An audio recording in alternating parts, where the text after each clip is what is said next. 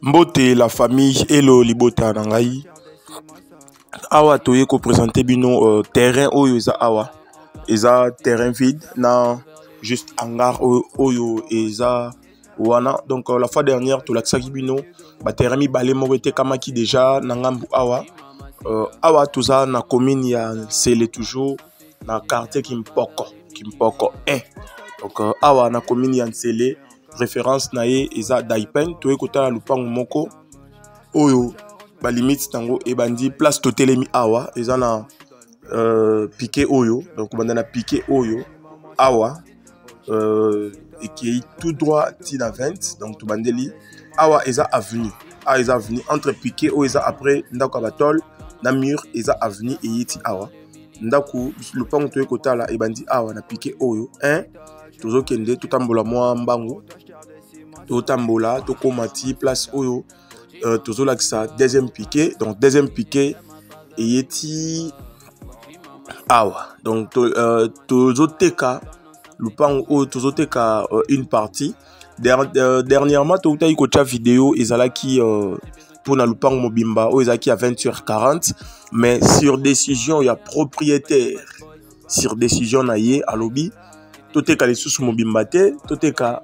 kaka partie moko donc wana to lakisi place to utaki tozo poussa na sous poto lakisa place 20 mètres et souki donc voilà 20 mètres na biso et souki awa na piqué o ezali boso na biso na gauche yango place 20 mètres et soukeli donc le pan tozo teka eza 20 fois 20 donc la 400 mètres carrés na prix il y a $7,000 à discuter. Na lobby bien.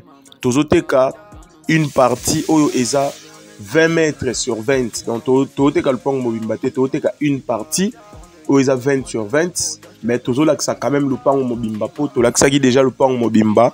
Yango tozolakisaka le pont mobimba mais tozosa morcellement il y a 20 mètres sur 20 oyo babandi na prix à $7,000 à discuter.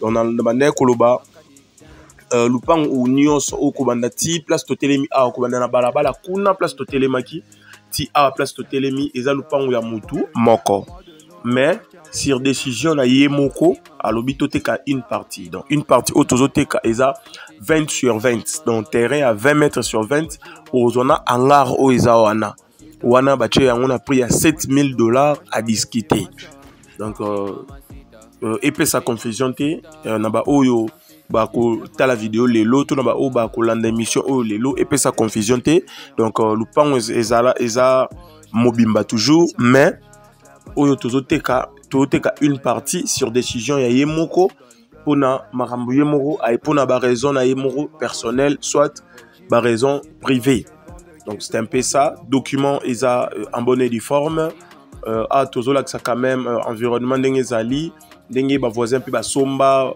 batonga pe ya bango et puis ndenge yo pe so sombi ero kotonga et repesa quand même image et puis souhaite aussi à to kozwa temps ya étudier quand même quartier pour repesa biso pe kaka image donc a to telemi na point ya avenue piqué na biso o ezali boso wana yango wana limite donc kwanda na mur ti place to telemi a 5 mètres ya avenue piqué yango wana juste après entre mur na hangar batol piqué za wana oyo ezo talisa 5 mètres et avenue donc voilà quartier ndenge ezali ndenge secteur ezaleli tolobi 20 mètres sur 20 et kobanda na balabala et okomati awate donc eza la moitié ya place biso to telemi mais to laksa lupango mobimba po to laksa ki bino déjà lupango wango mobimba bomona kaka donc c'est un peu ça 20 mètres fois 20 $7,000 à discuter. Na lobby bien.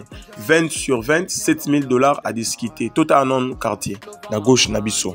Donc, ce que tu as ça quartier, les temps tu as ça bino quartier, n'engé ton ami, n'engé courant ezali, n'engé batu déjà bafandi. Donc, pour tout le bail que Kimpoko 1, eza quartier où te que y a maintenant bafandi te bomo na courant yango ezali, batu bafandi, batu baoteka, quartier ça très bien. Et je crois que Moutuka, voilà, Moutuka yango et donc ezotambola. Donc dans le quartier Moroboité qui est quartier Moutuka ekota raté, faut kota na moto non. Bomoni mituka yango ezokota, mituka msu yango na kuna, ba machine fufu ezali, courant yango ezopela pa ba voisin, voilà, courant yango na courant ezali. Donc tous dans la quartier moko est vraiment noble, quartier moko est très calme. Donc awa to tambola poto pe sa image. Ya bandako oyo déjà batonga batafandi.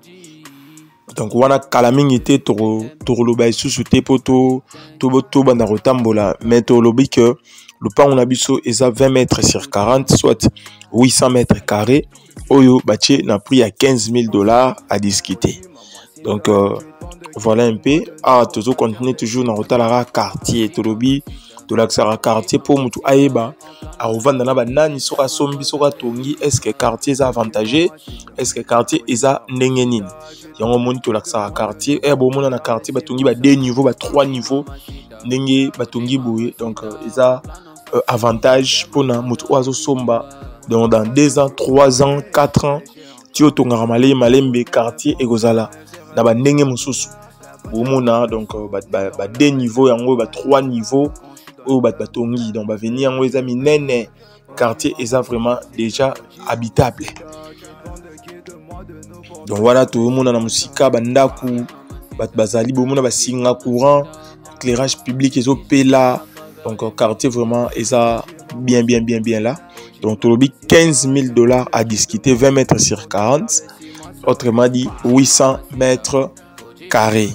Donc voilà un peu mesure ya mapa on a biso ndenge ezaleli.